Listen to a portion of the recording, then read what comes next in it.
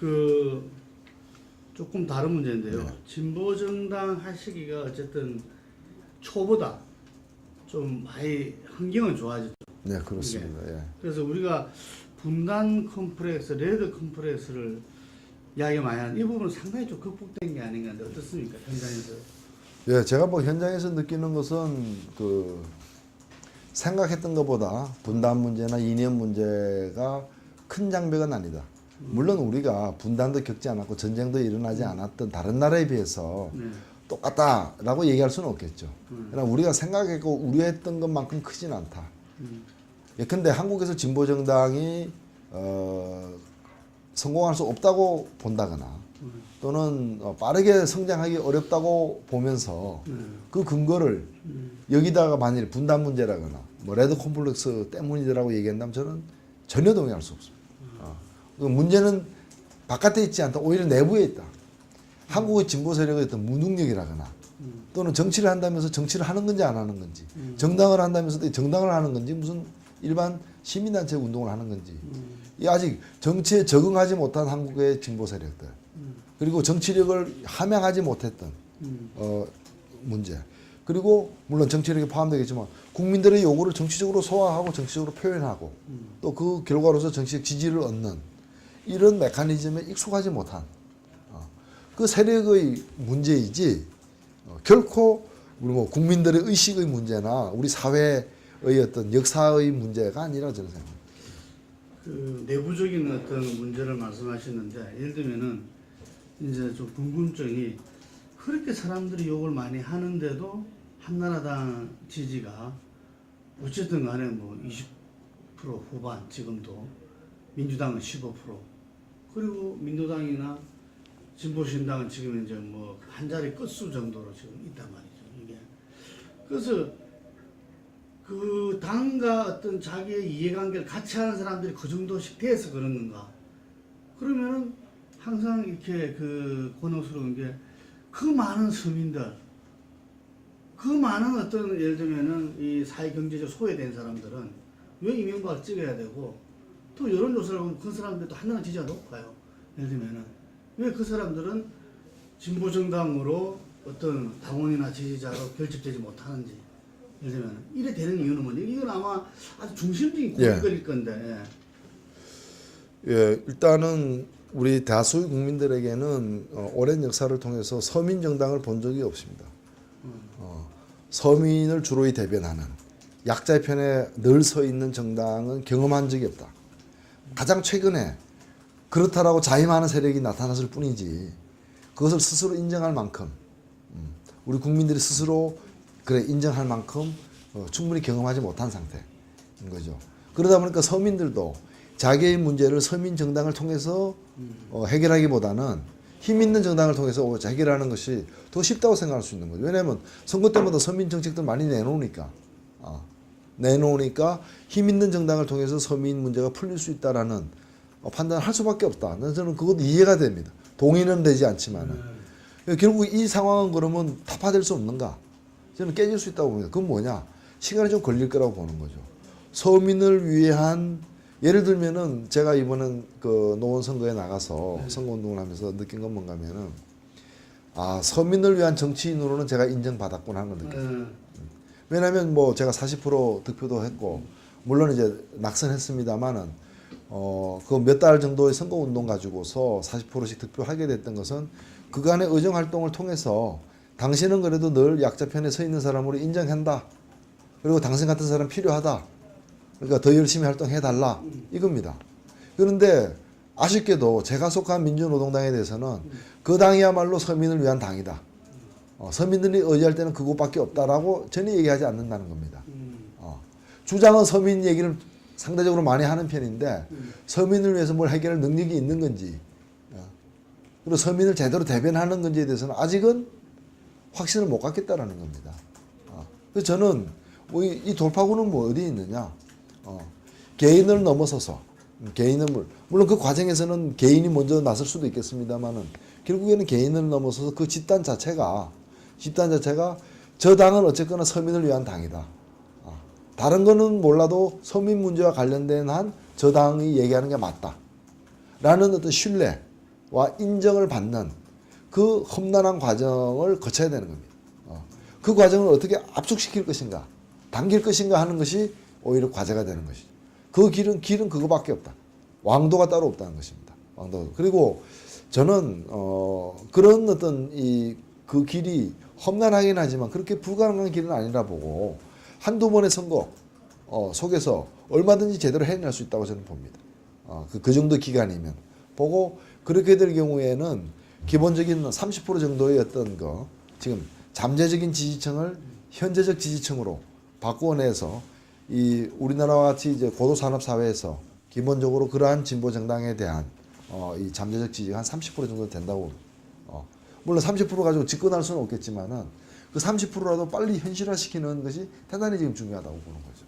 그리고 우리나라의 어떤 정치 지형도 그렇고 흔히들 얘기하는 보수 진보 이런 문제는 인위적으로 되지 않습니다. 무슨 쿠데타를 일으키거나 혁명을 일으키지 않은 다음에야 결국에는 그러한 이 진보 정당이 각고의 노력으로 커 나갈 때 그에 맞춰서 다른 정당들도 진보 정당을 상대로 하는데 경상도 가지고 안 되고 호남 가지고 안 될 거 아닙니까?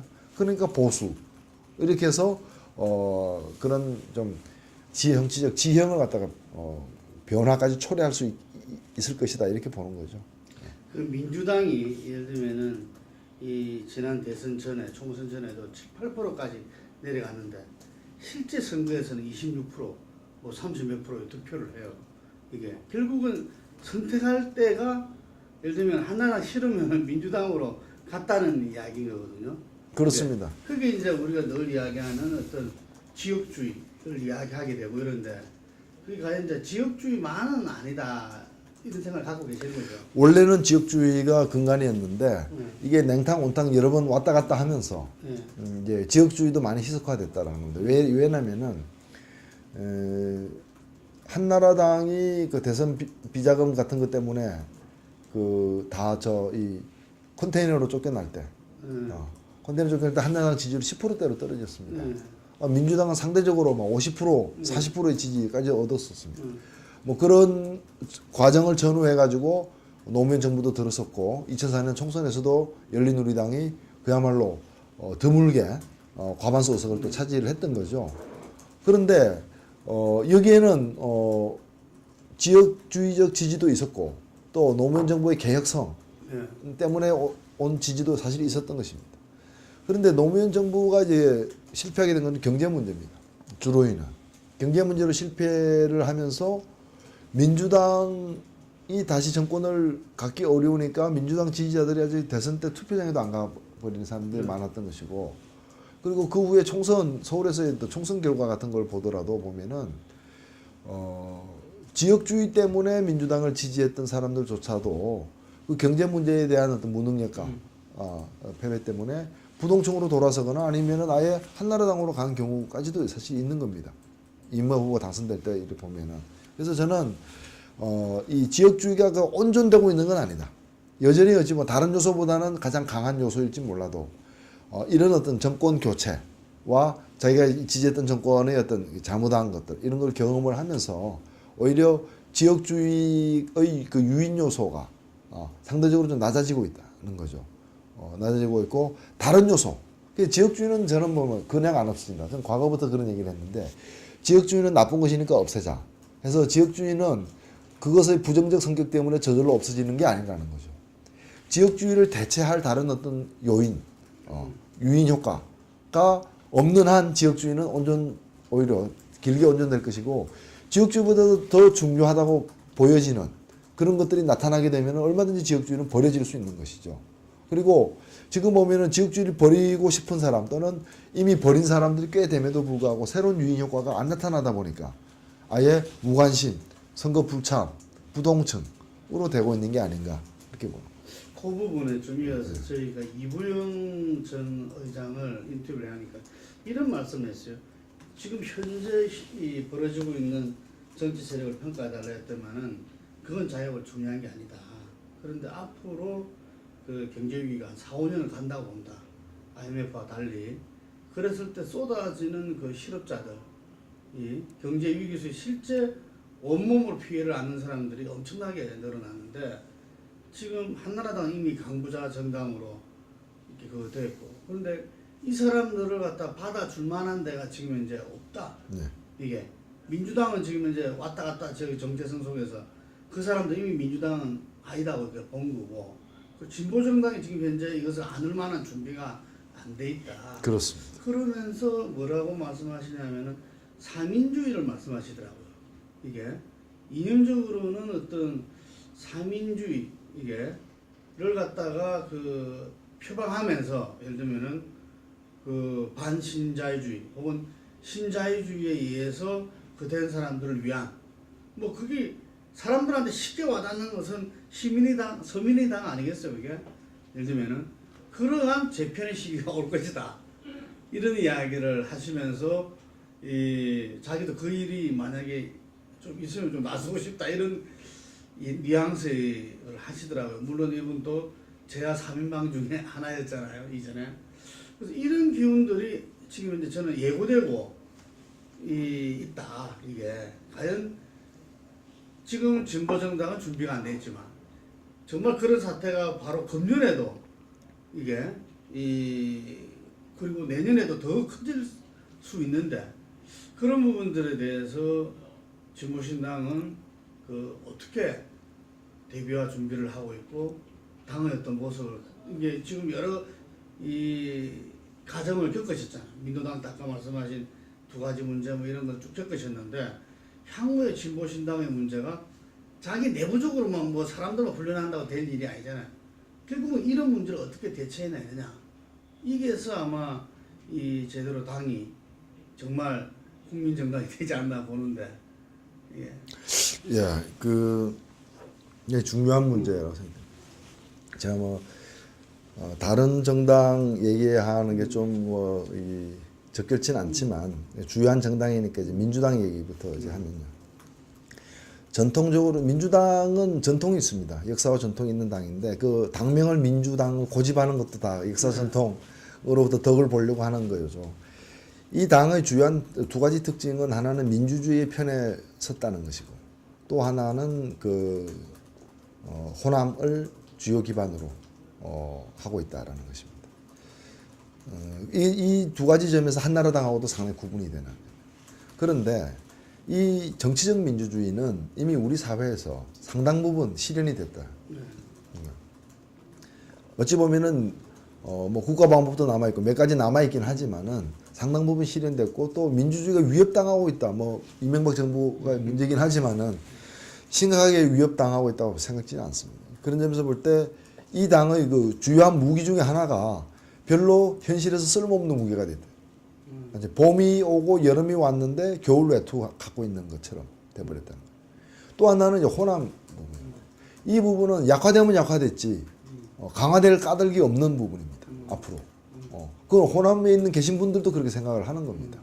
그리고 이 부분은 단순한 지역주의가 아니었습니다. 호남 지역주의는 단순한 어떤 지역 이기주의에 기반한 지역주의라기보다는 역사적으로 많은 억압을 당해왔기 때문에 생겨난 부분이고, 두 번의 집권으로 상당히 풀렸고, 또 광주 민주화운동도 이렇게 역사적으로 이렇게 인정을 받고 있는 이런 속에서 과거와 같은 그런 어떤 결집도가 강하지는 않다는 거죠. 강하지 않아요. 그렇다면은 민주당의 주요한 이 두 가지 물적 토대가 사실은 거의 붕괴된 겁니다. 어찌 보면은 여전히 원내 제1야당으로서의 지위는 확보하고 있지만은 구조적으로 보면 기반이 무너진 부분이고, 이것은 좀 누가 그 당 대표가 되는가 뭐 등에 따라서 이렇게 이 기반, 무너진 기반이 복구될 수 있는 게 아닙니다. 복구될 수 있는 부분이 아니다. 그래서 저는 현 상태로서의 민주당은 수명이 그렇게 길지 않을 것이다 라고 보는데, 문제는 이러한 어떤 그런 변화가 그럼 자동적으로 일어나느냐, 그게 아니라는 거죠. 그럼 이제 우리 국민들의 주요 관심사가 뭐냐? 2007년 대선을 앞두고 여론조사 항목이 문제였다고 저는 보는데, 경제 성장이냐 민주주의냐 이렇게 물어보니까 사람들이 다 70% 이상이 경제 성장이다. 그것은 민주주의에 관심이 없다가 아니라 민주주의의 배는 덜 고프다라는 것이고, 경제는 배가 고프다는 그런 문제로 생각됩니다. 그래서 경제 문제와 관련된 노선의 차이가 정당을 구분짓는 가장 중요한 토대가 될 것이다. 그 점에서 본다면 민주당이 이제 설 자리가 없다고 본 거죠. 민주당은 변하지 않는다면 설 자리가 없다. 그러면 이미 그 자리에 서 있는 당들이 있습니다. 그게 뭐냐? 경제 노선이 완전히 다른 지점에 서 있는 게 민주노동당이고 진보신당인데 이 부분은 신뢰를 못 받고 있거나 존재가 미미하거나 그 다음에 힘이 없거나 그리고 땅은 좋은 데 있지만 그 좋은 땅을 이렇게 영위할 어떤 그런 능력이 아직 덜 갖춰져 있거나 이런 점에서 종합적으로 아직 국민들 지지를 못 받고 있는 거죠. 그렇다면은 제가 볼 때는 그렇습니다.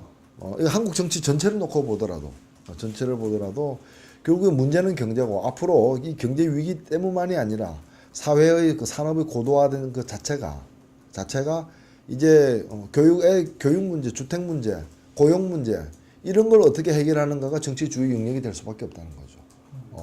지금 뭐 도포자락 휘날리면서 민주주의 하던 시대는 이제 갔다는 거예요. 그래서 바로 그런 점으로 볼 때 저는 한나라당은 뭐 어떤 변화를 겪든 그러한 이 보수 노선은 어느 사회든 있는 것이니까 문제는 우리한테 제대로 없는 진보 노선을 세우는 것인데 이 진보 노선이 저는 서민 중심의 복지 동맹으로 가야 된다. 사민주의라고 한다면은 사실은 민주노동당도 사민주의 노선입니다. 어찌 보면 민주노동당은 사회주의까지도 지향하는 그런 사람들이 모여서 사민주의적 활동을 섞어서 하고 있던 그런 당이다. 이렇게 볼 수 있죠. 뭐 사회주의와 사민주의를 구분하는 것도 21세기에는 안 맞다 생각합니다. 그거는 20세기 초반, 19세기 말 20세기 초반의 역사 속에서 그 소위 사민주의 정당과 또 사회주의 정당들이 세계대전 참가 문제라거나 여러 가지 문제를 가지고서 오히려 적보다 더 심하게 대립하고 싸웠던 그 시절에 그 두 가지가 구분이 되었던 것이지 오늘날 그것이 그렇게 구분될 이유는 없다. 구분된다면은 국가사회주의, 과거 소련이라거나 지금 뭐 북한과 같은 그런 사회주의가 아니라면은 사실상은 사민주의인데 이 사민주의 안에 보면은 영국 노동당이나 그 독일 사민당처럼 신자유주의를 받아들인 사민주의가 있고 이분들은 스스로를 사민주의를 벗어나서 제3의 길로 갔다라고 이제 고백을 했으니까 남아있는 사민주의가 있습니다. 남아있는 사민. 결국에 우리의 지금 한국에서 좌파라고 하는 사람들이 이 영역에 속해 있어요. 이 영역에. 그렇다면은 굳이 여기다가 무슨 사회주의냐 사민주의냐 그런 불필요한 이념 논쟁으로 들어갈 수 있으니까. 그리고 지금 사민주의가 세상을 구했다는 것도 우리 국민들에게는 진실이 아닙니다. 그러니까 제3의 길로 들어서기 전의 그런 사민주의가 복지국가를 만든 것은 우리가 많이 알고 있지만은 이데올로기적으로 접근하기보다는 구체적인 정책으로 접근하자. 이런 제가 노원에서 얼마 전에 그 생명보험 하는 보험 설계하는 아주머니들 한 200명 초청 교육에서 갔었습니다. 제가 핀란드 교육 제도를 설명해요. 그분들 하는 얘기가 지금 사교육비 내는 만큼 세금을 더 내도 좋다. 그런 교육제도만 들어온다면 이런 얘기를 합니다. 그래서 저는 서민 중심의 복지 동맹으로 가야 되고 지금 진보신당은 창당하면서부터 제2창당을 하겠다고 얘기를 했어요. 지금 이제 곧 당대회가 이제 예정되어 있습니다만 제2창당 실질적인 제2창당을 지금 이루고 있는 건 아니다. 물론 우리가 그간에 갖추지 못했던 뭐 강령이라거나 당헌이라거나 이런 걸 갖추는 작업은 하고 있지만 제2창당이라고 부를 만큼의 지금 상황은 좀 뭐 유보됐다라고 저는 봅니다. 그러나 앞으로 그러면 제2창당을 어떻게 해야 될 것인가? 주변에 있는 몇 개의 세력들 모으는 게 제2창당이냐? 저는 그건 아니라 봅니다. 그거는 정치적으로 그리고 국민적으로는 큰 의미가 없다 보는 것이고 정치적으로 의미가 있으려면은 노선을 중심으로 해서 새로운 재결집이 일어나야 되는 거 아니냐. 한국 진보정당의 노선을 바로 세우고 그것을 저는 이른바 서민을 위한 정당이 없었다고 지난 60년간 생각해왔던 국민들에게 드디어 서민을 위한 제대로 된 정당이 있다. 그리고 능력 있는 정당이 있다. 서민을 위한 복지동맹. 그래서 반드시 국민들에게 먼 미래가 아니라 당장 이것을 실현시키겠다 하는 그런 복지 정책을 중심으로 해서 진보정당을 만드는. 근데 저는 그런 점에서 볼 때 뭐 제가 참 이런 얘기하기 그렇지만은 냉정하게 보면은 민주당을 복원할 이유가 없다 저는 보는 거죠. 어찌 보면은 이제 시대의 변화, 민주당은 역사적 소임을 주요한 시기에 많이 한 부분이고 이제는 경제 노선 가지고 하면은 민주당 안에 한나라당과 경제 문제 관해서 거의 정견이 같은 분들도 있고 또 일부는 또 지금 제가 말씀드린 진보 정당을 함께 할 수 있는 그런 어떤 생각을 가진 분들도 사실 있어요. 이분들이 그간의 관성과 또 그간의 정치적 지형 한나라당 민주당 아니면 당선되기 어려우니까 그 당에 가 있던 점들까지 있기 때문에 오히려 이 당이 이렇게 분화되는 것이 분화되는 것이 오히려 한국 정치 발전에 도움되는 거 아니냐. 물론 이제 뭐 제가 진보신당도 제대로 못하면서 남의 당 분화되라 말라 할 계제는 아니지만은 앞으로 우리나라 정치가 국민들에게 유의미한 정치가 되려면은 저는 그렇게 생각합니다. 왜 사람들이 이 정치에 대한 불신이 높은가? 그리고 선거에 덜 참여하느냐? 저는 그렇게 생각합니다. 다른 나라에서는 선거 때 어떤 당이나 어떤 후보를 찍는다는 것은 단순히 그 당과 후보만 지지하는 것이 아니라 어떤 특정한 정책까지도 지지하는 게 되고 그 결과로서 자기 삶이 바뀌기 때문에 그 당을 지지하는 겁니다. 근데 우리나라는 어느 당을 찍는 하는 문제하고 자기 삶 문제는 관계가 없는 걸로 되죠. 자기 삶이 안 바뀐다. 그러니까 생활에 영향을 안 주는 정치 이겁니다. 그러니까 이 정치는 나를 위한 정치가 아닌 거죠. 우리 가족을 위한 정치가 아니라 정치인을 위한 정치가 되는 거지. 근데 정치인을 위한 너희가 국민 세금 가지고 너희를 위한 정치를 하느냐 이겁니다. 게다가 예쁜 짓만 하는 게 아니라 뭐 골프도 치러 가고 별짓 다 하니까 더 위어지는 거죠. 그래서 자신의 운명을 정하는 게 아니라 정치인의 운명을 정하는 선거에 머물고 있다. 그래서 국민을 위한 선거가 되려면은 정당이 그런 정책 중심으로 재편될 필요가 있고 뭐 인위적인 재편이 아니더라도 그 불가능하다면 저는 지금 요구되는 가장 절실히 요구되는 저는 그런 점에서 이부영 전 의장의 얘기가 정확하다고 보는 거죠. 그게 핵심을 찔른 거죠, 핵심을. 그리고 과거에는 그 얘기가 논리적으로는 맞을지 몰라도 현실적으로는 굉장히 무리한 얘기가 될 수밖에 없었지만 될 가능성이 컸었습니다. 왜냐면은 한 번도 민주 세력이 제대로 집권 못했다 그러거나 Y에서는 집권했지만 제대로 된 권력 교체는 아니었다라. 그러니까 그러니까 뭐 이런 얘기 이전에 먼저 처리해서 숙제가 많이 남아 있었던 거예요. 김대중 대통령, 노무현 대통령까지 했으면 우리는 숙제 다 한 거예요. 두 대통령으로 책 한 거 다 이제 마스터한 거예요. 이제 그 다음 진도를 나가야 되는 거죠. 그 다음 진도는 무엇이 선진 정치냐. 그는 이제 집권 정당에 따라서 정책 노선이 달라지고 국민들의 삶이 변할 수 있는 그런 정치로 가야 되는 것이고 항상 정책이 이렇게 대결하는. 그래서 영남이든 호남이든 다 이 당 당선자도 있고 저 당 당선자도 나올 수밖에 없는. 왜냐면 영남이 부자만 살고 호남이 가난한 사람만 사는 게 아니잖아요.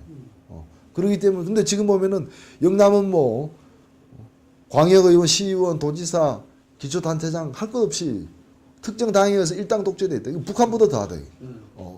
그 호남도 좀 덜 하지만은 그냥 비슷비슷하다. 그래서 이런 정근대적인 정치가 이 좀 극복이 돼야 된다. 극복되는 방향은 그 방향으로 갈 수밖에. 국민들의 먹고 사는 문제를 중심으로 해서 견해 차이가 있다면 그 견해를 벌려놓고 그거 대립하고 그러면 중간층이 그때그때 따라서 자신들의 이해관계에 따라서 이쪽 지지할 수 있고 저쪽 지지하기도 하는 그런 방식으로 나아갈 수밖에 없지 않나 이러고 봅니다. 이부영 전 의장을 한번 그런 사람이 진보신당에 가거는 가거고 이렇게 이 동의하고 하는 것도 상당히 저는 좀 폭넓게 볼 필요가 있지 않나 이런 생각이 들어요. 나는 민주당 안에도 많다고 봐요. 적지 않다고 보는 거예요. 적지 않다고. 그러니까 지금 가장 큰 문제는 그거예요. 가장 큰 문제는 이쪽으로 선거 때문에 그런 거예요. 그렇다면은 현실적으로 선거에서도 이길 수 있는 그런 재결집을 하면 되는 거 아니에요. 하면 되는 거예요. 근데 그것이 이제 아마 이 경제 위기 상황 속에서 이게 닥칠 수 있다 이런 이야기인데 이건 조금 다른 문제인데 우리 편집국장이 질문을 해놨는데 국가가 진보 세력에는 없다는 비판이 있다. 국가라는 개념, 계층이나 집단이나 개인이 권리적 사고가 있지 국가적 아젠다, 국가 안보, 경제 성장 이런 데 아이덴티티가 없는 것은 국가에 대한 개념이 없기 때문 아니냐. 예. 예를 들면은 그럼 우리 박근혜 대표는 애국주의 제일 강조하는 건데 어때요 이런 부분에 대해서는? 예. 이제 좀 전근대적인 국가 관념은 우리한테 상당히 적죠. 그러니까 국가가 국민 위에 있는, 그러니까 지배하는 권력으로서의 국가. 그리고 국가의 이익이 국민의 이익에 우선한다는. 우리는 그렇게 보지 않습니다. 그러면 개개인의 저는 개개인의 국민 이익보다 집단으로서 국민 이익이 우선한다. 그거는 보지만 국가라고 얘기했을 때 얘기가 달라지는 거죠. 국가라고 얘기할 때는 그렇게 국가라고 얘기해놓고 그 국가가 누구냐? 히틀러다. 그 국가가 누구냐? 무솔리니다. 이렇게 되어 왔던 과정이 많기 때문에 그런 어떤 전 근대적인 의미에서의 그 국가 개념은 우리 많이 극복하려고 노력하고 있지만은 그러나 다른 면에서 보면은 오히려 국가의 역할을 훨씬 더 우리는 중시하고 있다. 지금도 보면 우리는 큰 정부입니다. 예, 저건 작은 정부 아니에요. 정부 역할을 최소화하자는 거 아니에요. 우리는 정부 역할을 더 늘리자는 거예요. 우리는 공무원도 더 늘리자는 거고 공공부문을 더 강화시키자는 거고 그래서 예산도 더 커져야 되는 거고 세금도 더 많이 걷어야 되는 거고 그리고 시장에도 경제에도 국가가 더 많이 개입해야 된다. 우리는 그런 생각을 갖고 있다. 그런 점에서 볼 때 오히려 뭐 큰 정부 때문에 비판을 받을지 몰라도 정부 역할과 관해서는 오히려 저는 상당히 강화해야 된다고 보는 것이고 그다음에 그래서 그런 점에서는 저는 뭐 오히려 탈국가가 예를 들면은 노무현 대통령이 이런 얘기를 했습니다. 권력이 그 국가에서 시장으로 넘어갔다. 그런 얘기를. 그렇죠. 우리는 시장으로 넘어간 권력을 국가로 되찾겠다는 겁니다. 예. 그런 점에서 오히려 국가를 중시하는 대목이 있는 것이고 마지막으로 하나는 뭔가면은 국가의 어떤 그 애국과의 관련해서 문제인데 국가의 대한민국이라는 하나의 국가로서의 역할 이른바 글로벌 시대라고 하는데 전 세계에서 글로벌 시대에 대한민국이 뭘 해야 되는가에 대한 고민이 그동안 없었다고 나는 봅니다. 고민이 없었기 때문에 이라크 가고 아프가니스탄 가고 이랬던 거예요. 그런 고민이. 그러니까 실제로 보면은 작은 나라라고 얘기하는 핀란드라 이번에 노벨상 누가 받았습니까? 이 핀란드 전 그 대통령이 받았던 거 아니에요? 그 사람이 한 일이 뭐예요? 저 서남아시아에 가서 평화 협상하고 그런 거예요. 그러니까 세계 평화를 위해서 기여를 엄청나게 하고 있어요. 그 작은 나라들도. 나는 우리가 이제까지 보면 미국 공문이 따라다니면서 미국 이중대 삼중대의 비난만 받았지 전 세계 평화와 번영을 위해서 뭐 어떤 기여를 했느냐 이거예요.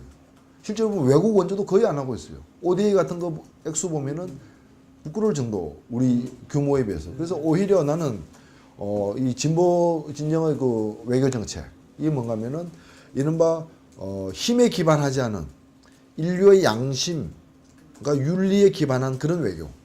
그것이 오히려 우리가 지금 핵 무기를 갖다가 우리가 개발함으로써 나라를 키우려고 할 수 없는 거 아니에요.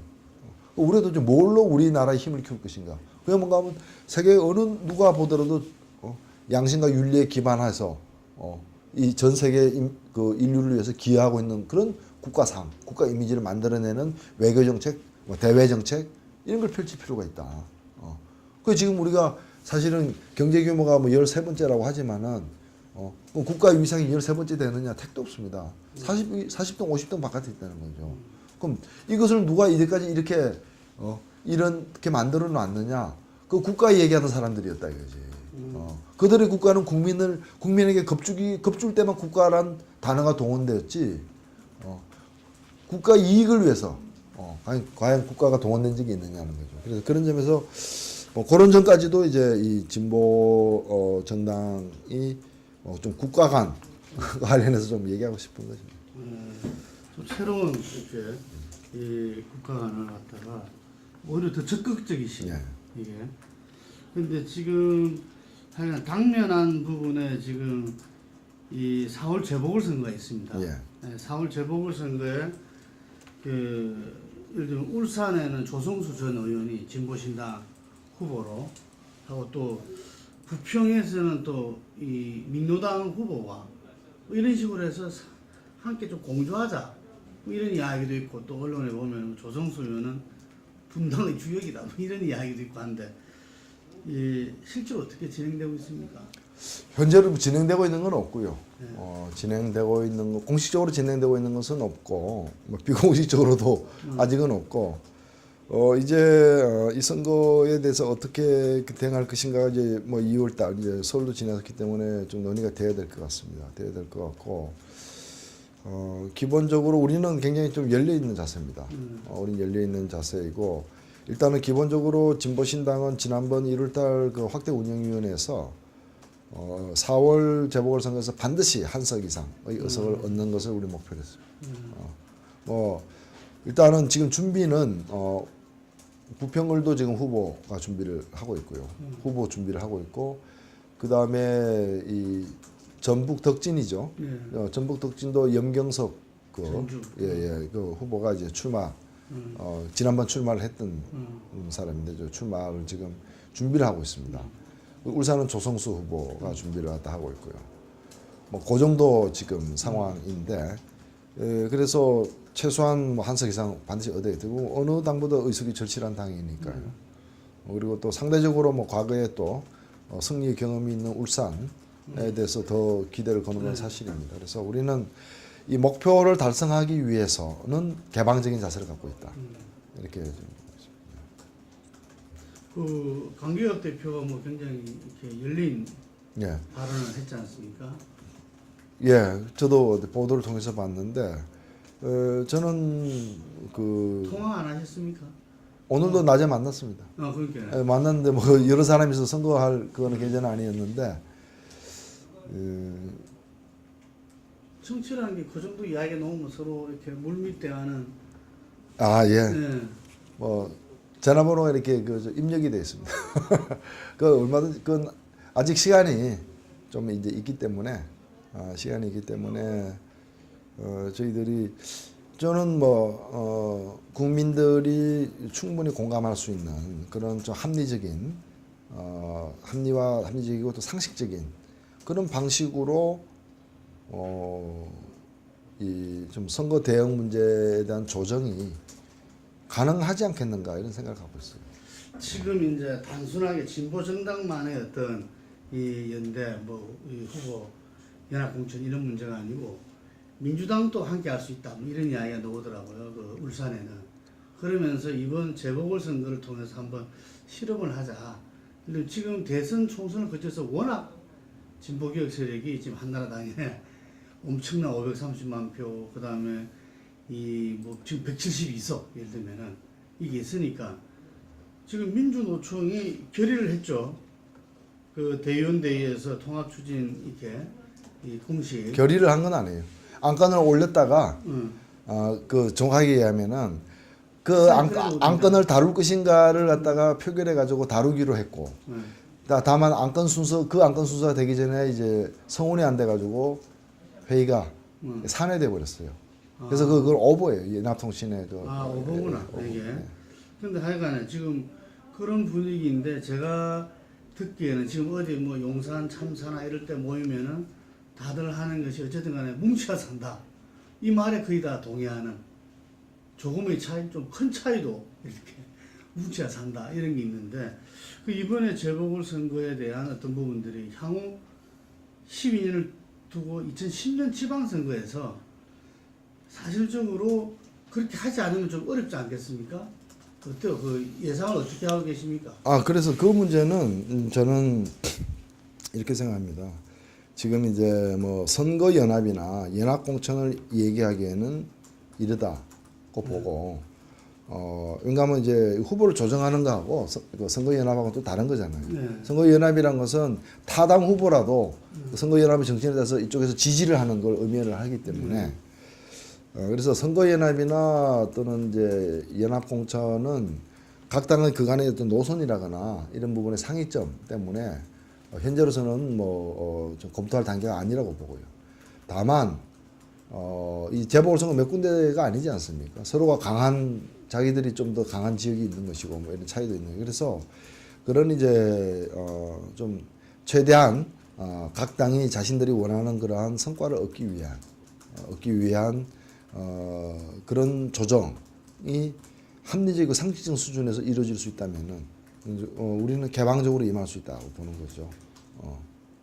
개방이라는 게 뭐 적극적으로 좀 이렇게 나서서 하는 건 아니고 그냥 개방적이다 이겁니까? 아니 뭐 그 크게 다른 의미는 아니에요. 그 당에서 이거는 뭐 저의 생각이고 진보신당에서는 이제 이 문제를 어떻게 할 것인가에 대해서 이렇게 공식적으로 아직 토의되거나 다른 당도 아직 마찬가지예요. 후보자 중심으로 해서 여러 가지 좀 이렇게 모색이 있을 뿐이지 다른 당들도 지금 뭐 당에서 뭐 이런 게 공식적으로 다뤄진 것으로 뭐 얘기 들은 바는 없습니다. 없기 때문에 우리도 이제 다만 2월 달 안으로 이 문제에 대해서 좀 가닥이 잡혀야 되지 않겠는가 이런 생각을 갖고 있는 거죠. 그 이번에 미국의 대통령 당선 오바마 같은 경우도 거의 공식 선거 운동을 1년간 했고 사실상 출마 선언은 2년 전에 했습니다.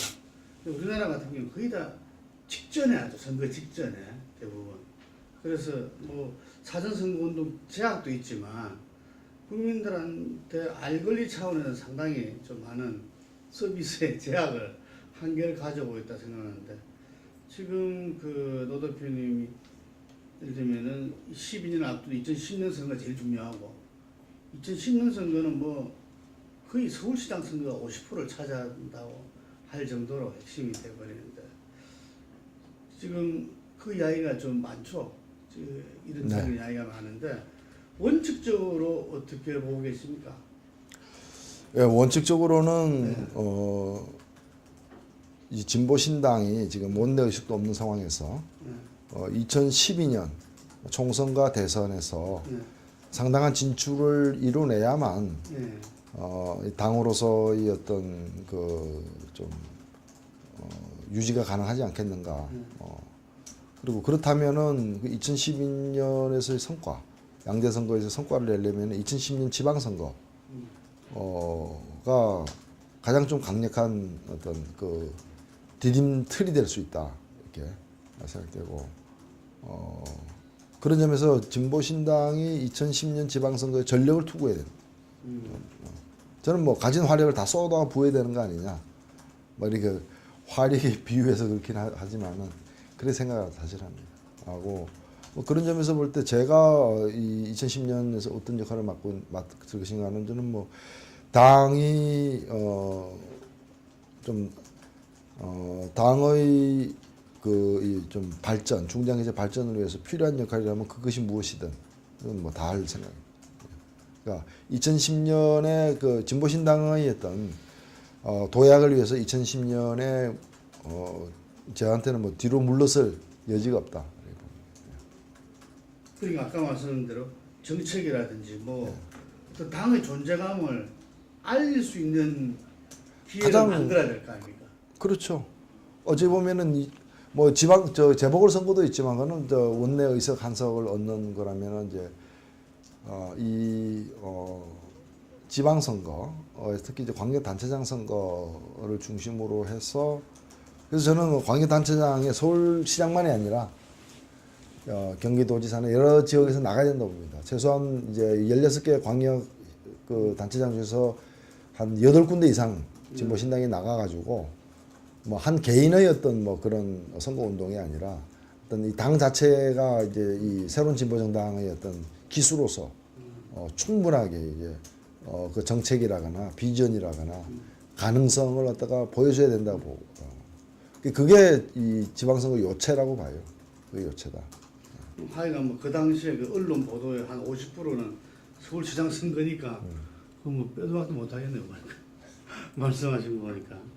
근데 지금 진보신당이 당의 강령이라든지 이런 게 좀 확실하게 정립된 게 있습니까? 지금 그래서 지난번에는 우리가 뭐 선거 강령을 중심으로 해서 급하게 창당하다 보니까 했고 지금 이제 그 강령 시안을 가지고 2월달, 3월달 토론에 들어갑니다. 네. 그래서 지금 토론에 제출될 강령 시안이 곧 이제 1월 말경이면 만들어질 거예요. 네.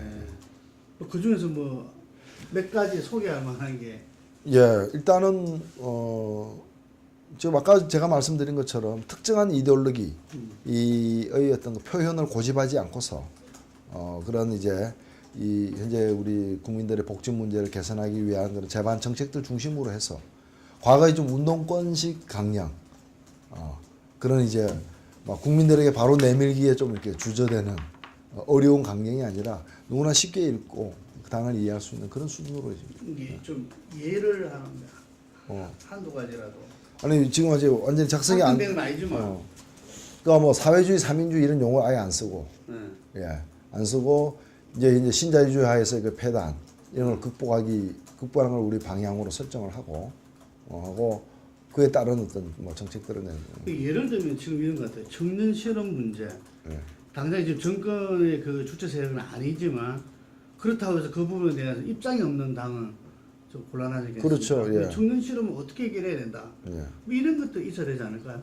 그런 것도 있죠. 근데 그걸 이제 그 청년 실업에 대한 우리 구체적인 정책은 사실 있습니다. 다만 그런 식으로 하면 양이 굉장히 많아지니까 그 정도까지 구체적으로 강령에 다 밝힐 거냐 아니면 강령에서는 그걸 좀 축약해서 담고 주요 정강정책에서 별도로 할 거냐 뭐 이건 뭐 형식상의 문제이긴 한데 뭐 그런 차이만 국민들한테는 지금 필요한 이 주목받을 수 있는 건 그런 게 아닌가 싶어요.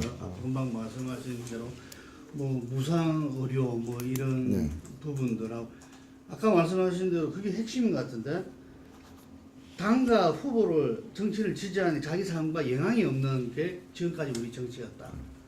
지금부터는 앞으로 자기 삶과 자기 주변에 영향을 갖는 이 투표하는 행위가 그럴 때 정치가 바로 정립되지 않을까 이런 생각이 듭니다. 그러려면 아까 말씀하신 진짜로 정책이 중요한 거죠. 이게 정책이 항상 그래서 지금 매니페스토도 제도적으로 만들어 놨잖아요. 실제로 그게 중심은 안 되고 있지만 그래서 내년 지방선거에는 아마 매니페스토가 상당히 또 영향을 미치게 되는 이런 거라 생각하는데 그 매니페스토에 대해서 좀 고민들은 하고 계십니까? 예, 매니페스토가 뭐 일단은 이 매니페스토가 현실에서 현실에서 제대로 이행이 잘 안 되고 점검도 잘 안 되고 있다 하더라도 뭐 저는 그걸 핑계 삼아서 우리가 매니페스토와 무관하게 나가서는 안 된다고 보고 오히려 시험 감독이 없더라도 컨닝하지 않고 이제 시험 잘 보는 게 중요하듯이 매니페스토의 실제 이제 작동이 어떻게 되든 관계없이 이제 매니페스토 정신에 입각해서 공약을 좀 책임성 있게 만들고 또 저희들 스스로 이제 사후 점검을 해 들어가는 좀 그런 노력을 갖다가 저희들은 좀 중시할 겁니다. 지금 그 의회 민주주의 다수결 원리에 대해서 좀 초등학생도 조금 이렇게 궁금해하는 부분이 있습니다. 우리 연말 연시에 그 입법 정쟁 그 당시에 과연 그 민주당이 본회의장을 갖다가 이렇게 그 공세하고 아예 못 들어오게 한 게 맞느냐. 이게 이해찬 총리는 그거는 틀렸다. 자기가 볼 때 이게 그 입법권을 가진 그 의원들은 이 출입은 나눠야 된다. 거기서는 의장석을 갖다가 쇠사슬로 봉쇄한다든지 물론 그것이 애초는 통일에서 이렇게 그 한나라당이 그렇게 장애인돼서 비롯됐죠. 뭐 이런 이야기를 했습니다. 다수결과 어떤 소수 세력의 어떤 이 부분들, 이런 부분들에 대해서 연말 연시에 국회를 보고 의회 민주주의의 어떤 원칙이 어떻게 실현됐는지 뭐 이렇게 훼손됐는지 한번 입장 말씀. 예, 그 우리 민주주의가 대의민주주의인데 이 대의민주주의 요체가 다수결 원리에 기반하고 있지만 소수가 공존하는 다수결이다 이렇게 봐야 됩니다. 만일에 단순 다수결이면은 소수가 항상 무시될 수밖에 없는 단순 다수결이면은 그 국회의원 그렇게 많이 뽑을 필요도 없어요. 어느 쪽이 다수인가 한번 확인해가지고 그쪽 정책으로 그냥 다 법을 만들든 정책을 만들든 해버리면 되는 거 아니에요. 그런데도 왜 이렇게 소수 이런 현재와 같은 방식을 쓰느냐? 이제까지 국회의 그 전통적인 이 관행은 뭐였는가 하면은 그 합의에 의한 의사 진행이었습니다. 그러니까 의결을 할 때는 다수결로 했지만 의결할 거냐 말 거냐 또 어느 안건부터 다룰 거냐 이런 의사 진행과 관련해서는 다수결로 한 적이 없습니다. 그건 다 기본적으로 한나라당이 지난 수년간 이 제1당이 아니었던 시절 야당이었던 시절에도 다 이건 합의에 의해서 처리가 했던 겁니다. 합의 처리한 건데 이번 문제는 뭐냐? 이제까지 합의에 의해서 다수결이 아닌 합의에 의해서 전통적으로 진행해왔던 의사 일정 자체를 갖다가 다수결로 처리하려고 하니까 문제가 생긴 거죠. 그래서 저는 의사당 청구한 걸 잘했다고 생각하지는 않습니다. 잘못한 겁니다. 다만 그 잘못을 누가 만들어냈느냐, 원인 제공을 한 쪽에서 더 큰 책임을 져야 되는 것이죠. 또 그리고 당시에 그 외통이 상임위원회에서 그 기습적으로 점거해가지고 통과시킨 사람들이 누구냐 이거죠. 그리고 특히나 저는 그 외통위에서도 다수당은 한나라당입니다. 저는 다수당이 먼저 기습 점거해가지고 소수당에게는 10시에 회의한다고 얘기해놓고 9시에 자기들끼리 모여서 회의를 갖다가 진행해버린 거거든요. 그리고 한 사람의 중간에 들어와 있던 야당 의원은 또 저 건너방으로 이렇게 또 가둔 채 이걸 또 진행을 했습니다. 이것이야말로 저는 있을 수 없는 일이고 이런 일이 있기 때문에 본회의장을 갖다가 완전히 점거하지 않을 경우에는 어떤 또 무리한 일을 할지 못한다는 판단을 상대방이 하게 만들었고 그런 판단에 따라서 의장 성만 점거해도 되는데 그 무술경위 등을 동원해 가지고 또 이렇게 강행 처리할 가능성이 있다고 봤기 때문에 다 이렇게 또 막는 아주 보기 흉한 장면이 연출된 거거든요. 그래서 이 비극에는 물론 이제 책임이 어느 한 일방에게만 있는 건 아니겠지만 가장 큰 문제는 바로 여당에게 있다. 그리고 저는 이 문제에 관련해서는 여당도 국회 경험이 있는 사람들은 이런 판단을 쉽게 못합니다. 사실은 그건 바깥에서 청와대에서 강력한 주문이 있었던 것이고 특히나 그 외통위에서 한미 FTA 같은 경우에 있어서도 그 당 지도부와 그렇게 지도부의 지침에 따라서 한 것도 아니라는 게 나중에 드러났잖아요. 그럼 누구 지침 받은 거냐? 의문을 갖지 않을 수가 없다는 거예요. 그래서 이렇게 무리하게 국회를 운영하게 되면은 극한적인 저항이 필수적으로 나올 수밖에 없습니다.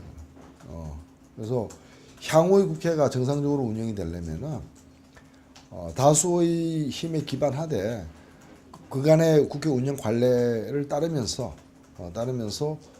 소수도 이렇게 공존할 수 있는 방향으로 가야만 된다.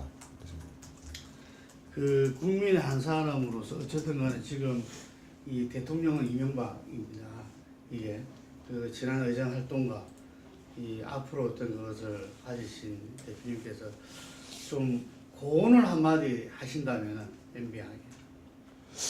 예, 저는 지난 1년간 도대체 이명박 대통령이 한 일이 우리 국민들 기억 속에는 광우병 소고기 수입하고 북한에 삐라 살포하고 그리고 용산에서 사람 6명 죽게 만든 것밖에 없는 거죠. 경제 문제 때문에 대통령이 되었다는 걸 잊지 말 것. 저는 이게 당부의 첫 번째입니다. 이명박 대통령에 대한 총체적인 평가가 아니었고 워낙 경제가 어려워서 이명박 대통령을 당선시킨 거고 그 경제는 다른 경제보다도 서민 경제가 어려웠기 때문에 당선시켰다. 그렇다면 이명박 대통령이 제일 먼저 할 일은 서민 경제 살리는 문제라는 거죠. 한반도 대운하 만든다 해서 서민 경제 살아날 리가 없는 것이고. 그래서 이 서민 경제를 살려야 되는데 지금 보면은 서민들을 더 힘들게 만들고 있다. 지금 시장을 자꾸 시장 논리를 강화하는데 시장에서는 강자가 강하고 약자는 약할 수밖에 없다. 그러니까 서민들을 위하려면은 어떤 시장 중심에서 중심선을 약화시킬 필요가 있다 오히려.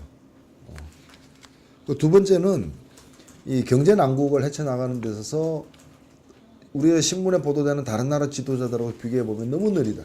너무 과단성도 없다. 그리고 너무 방향성도 상실하고 있다. 뉴딜 정책을 얘기하는데 뉴딜 정책에서 그 댐 만든 것은 뉴딜 정책 중에 극히 일부에 지나지 않는다. 예산도 얼마 안 들어가. 뉴딜 정책의 주요한 부분은 뭐냐? 바로 약자들의 권익을 향상시킨 거다. 노동법을 개정해가지고 노동조합의 힘을 팍팍 실어준 것이 뉴딜 정책의 주요한 부분이다. 그렇게 교섭권을 강화시켜주면 노동조합의 교섭권을 강화시켜줌으로써 약자들이 더 힘들 수밖에 없는 그런 경제 위기 상황에서 빈부의 격차를 줄이고 사회 양극화를 갖다가 해소시켜 나가면서 복지를 갖다가 이렇게 증진시키는 것이 뉴딜의 핵심입니다. 그런데 지금 보면 오히려 전 세계 어느 나라 뉴딜에도 없는 노동조합을 때려 펴가지고 비정규직을 늘려가지고 경제 문제를 해결하겠다는. 그래서 이 문제에서 경제 정책의 노선에 대한 일대 전환이 없다면은 그야말로 우리가 참 문제가 심각해질 소지가 있다. 그래서 나머지 문제는 노무현 대통령을 저는 굉장히 많이 담고 있다고 지금 생각되는데 많은 문제들을 이데올로기적으로 접근하고 있다라는 겁니다. 이데올로기적으로 접근하고 있다. 본인은 실용정부라고 얘기해놓고 그 실용정부는 일을 실자 실용정부가 돼버렸다. 열매 실자 실용정부가 아니고 일을 실자. 지금 북한 정책도 보면은 그야말로 냉전적 사고에 기초해서 한 대라도 더 좀 때려 펴가지고 북한에다가 매질을 해서 말을 듣게 만들려고 하는데 그거는 미국도 안 쓰는 정책이 돼요. 부시도 포기한 정책을 지금 쓰고 있다. 그 국제 정세에 안 맞는 지금 이데올로기 전쟁을 벌여나가고 있다. 그리고 국내 문제를 푸는데도 마찬가지다. 지금 하다못해 용산 문제만 하더라도 경찰의 그 전문성도 없고 무모하고 과도한 진압 때문에 사고가 발생을 했는데 일단 사고 책임을 묻고 또 근본 대책을 강구하면 될 일을 갖다가 이게 무슨 운동권이 뒤에서가 사건이 커졌다는 식으로다가 광주 사태 때 배후에 그 고정 간첩이 있다 얘기하고 뭐가 다른 얘기예요. 그러니까 뭐 어떤 문제를 이데올로기로 보고 있다는 거예요. 이데올로기 문제로. 그래서 대립을 자꾸 격화시켜 나가고 있다. 대립을 격화시켜 나가고 있다. 그리고 국민을 상대로 기싸움하고 있다. 잘못한 거는 시원하게 잘못했다고 얘기를 하고 잘못 안 해서 잘못 안 했다고 얘기하고 밀고 나가면 될 일이지 국민의 눈치를 보면서 버틸 때까지 버티는 그런 몽리 정치를 계속하고 있다. 그래서 이런 점들이 노무현 정부 때 많은 사람들이 좀 눈살을 찌푸렸던 좀 부정적인 행태가 전혀 다른 노선의 대통령에 의해서 되풀이되고 있다. 이런 거죠. 되풀이되고. 그리고 뭐 더 얘기하다 보면 끝이 없으니까. 그리고 그래서 그런 점에서 지금 이명박 대통령은 그 보수층들조차도 이명박 대통령에 대해서 실망해 가고 있는 국민이라는데 좀 경각심을 가져야 될 것 같아요. 생각보다 무능하다는 게 그 보수층에서도 나오는 얘기. 답이 없습니까? 어떻게 해라. 예. 글쎄요, 뭐 하야하라라고 할 수는 없고. 그래서 저는 그래서 이명박 대통령을 뽑았던 그 민심으로 돌아가라. 그래서 서민경제 살리는 걸 주력하고 나머지 문제는 안 하는 게 낫다. 그냥 가만히 있는 게 낫다. 하여간 뭐 장시간 오늘 수고 많으셨는데 자, 마지막으로는 우리 그 네티즌들한테 좀 이렇게 진보 정당에 대한 지지와 앞으로 뭐 그런 부분을 좀 이렇게 그 호소하면서 이렇게 한 말씀 부탁드리겠습니다. 예, 가장 큰 문제는 경제 문제입니다. 경제가 어렵다고 합니다. 경제 이대로 가면 안 됩니다. 바뀌어줘야 됩니다. 근데 경제를 바꾸려면은 정치가 변해야 된다고 생각됩니다. 진보신당부터 변하겠습니다. 그래서 낡고 칙칙한 경직된 진보정당이 아니라 그냥 우리 국민들에게 특히 서민들을 살만나게 만드는 그런 새로운 진보정당으로 거듭나는데 진보신당이 앞장서겠습니다. 그리고 통큰 진보정치 해보겠습니다. 그래서 우리 정치가 정책 중심으로 대결하는 보수 대 진보의 그런 선진적인 대립구도를 실질적으로 실현할 수 있도록 진보신당이 반드시 책임을 지겠습니다. 여러분들 많은 관심과 격려 그리고 참여 부탁드립니다. 감사합니다. 아이고 수고했습니다. 네.